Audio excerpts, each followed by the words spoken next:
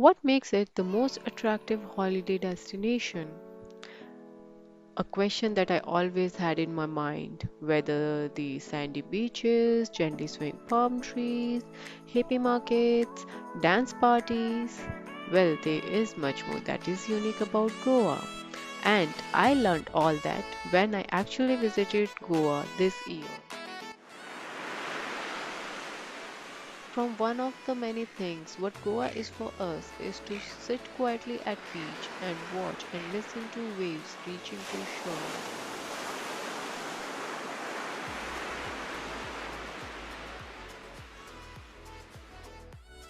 To roam in the local market and look for authentic Goan stuff. Trying and experiencing different cuisine. Being vegan is not easy, so stocking up vegan stuff too comes on the bucket list. Also, enjoying the relaxed vibes of Goa.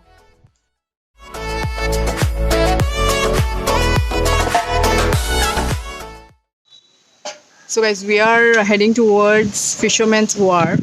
Whenever you are in Goa, this is the one of the most recommended restaurant you should visit, and uh, and the one we are going to is the very first restaurant opened as Fisherman's Wharf. They have multiple franchises across Goa. One is Panjim, and then in North Goa. But the one open at the first is this one.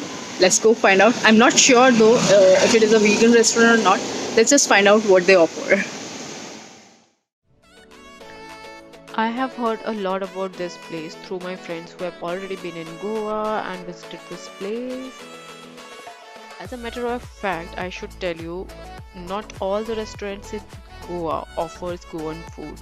If you really want to taste Goan cuisine, you should visit this place. This place has to be on your checklist.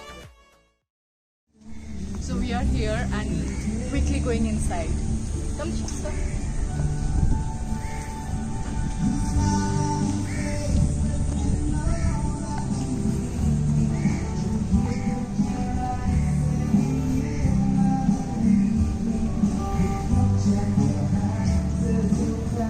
This property is set by the bank of River Sal and is really excellent for its location, ambience, quality of food, and it's really very pocket friendly.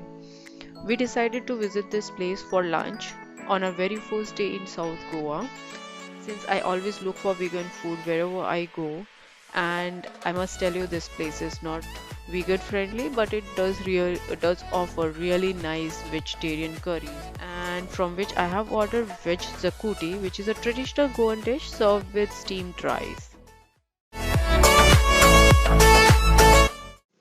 We are on our way to Margao Market, which is the main market in South Goa. We have taken a quick stop to have some sugarcane juice here. The Margao market has the other two markets associated with us, that is MMC market and the Gandhi market. The market is kind of local market for them, where you can find spices, dry fruits, vegetables, and fruits for like daily use. And if you are planning to stay a bit longer in Goa, this is the perfect place for you to buy or stock up the fruits and vegetables. Since this is the one huge local market for the city, it is not maintained much. We decided to buy our stuff from vendors outside near the parking area. Whenever I visit a new city, I always try to understand the local produce of that area, and with the same intention, I reached to this place where I found a lot of variety of fruits, which was imported as well as from the North Indian region, but I also managed to find the local produced mangoes and papayas, and the taste of those mangoes were amazing. Like it was completely different what we have ever had in North Indian region, specifically in Delhi.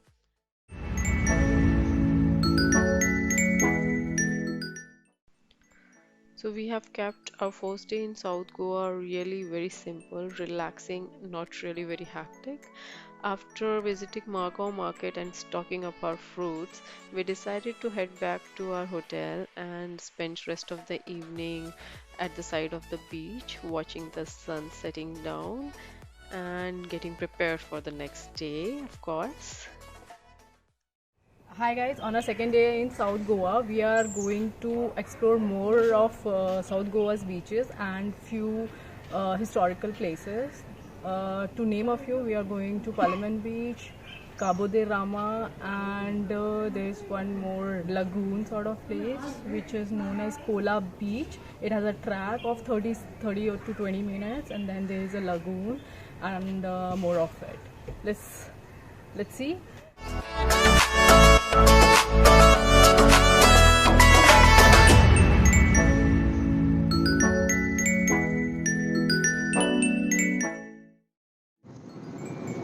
I'm really excited to visit all these places, especially the Cabo de Rama Fort, because being it is historical, and it also has a beach view from there and kind of steps you take to go down to some place. We can only know once we reach there, but right now we are straight going to Palema Beach.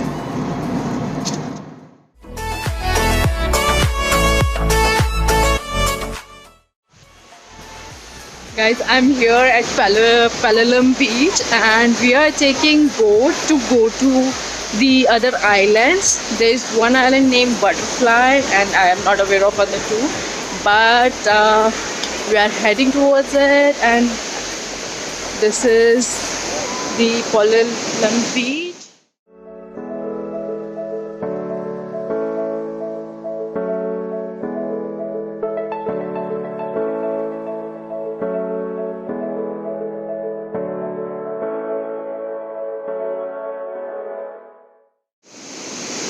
It's quite a clean beach it is, and the color of water is again blue, completely different than what where we are staying.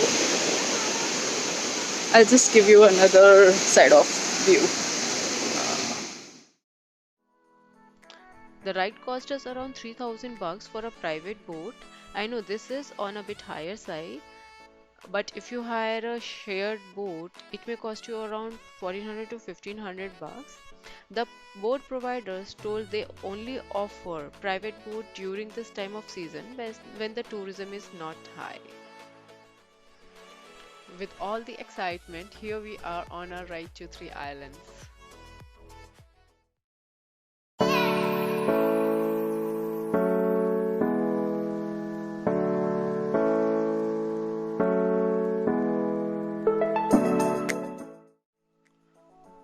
While they take you to these three islands, they also take you to dolphin spotting zone where you can see dolphins skipping through the waves carefree and unrestricted. And if you are lucky enough, you get to see a bunch of dolphins skipping through the waves.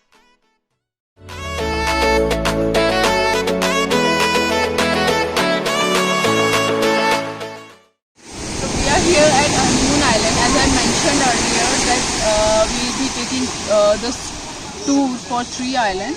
One is Butterfly Island, and this is the third one, which is Honeymoon Island. The other one, I'm forgetting its name. I'll tell you later.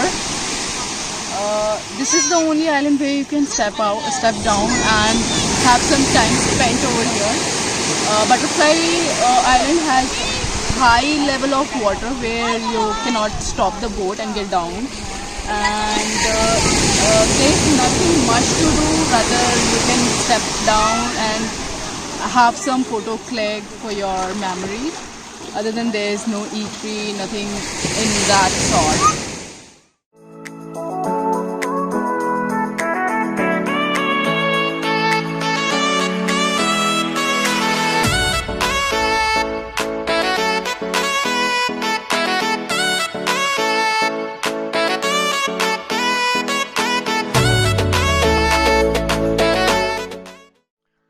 And here we are. This is the Butterfly Island. If you can notice, the level of water at the shore is bit high, due to which stopping the boat here is not possible.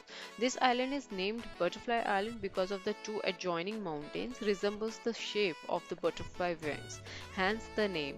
If you read on internet, or if anybody tells you that the name of this island is based on the different species or different types of butterfly can be seen over here is not the case at all. This is completely based on the mountains, which resembles the shape of butterfly wings.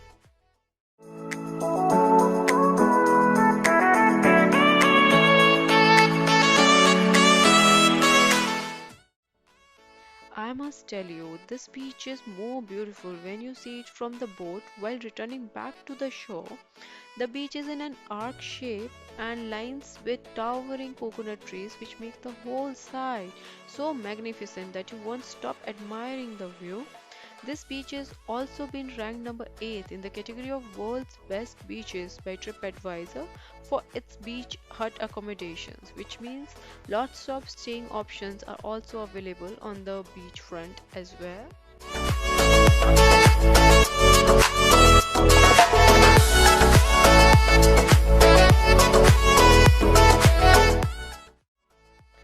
With this, I am ending the part 1 of South Goa episode 1 here.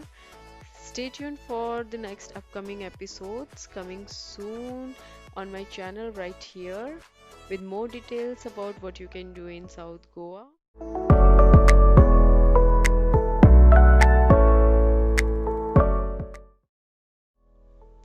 See you soon. Bye bye.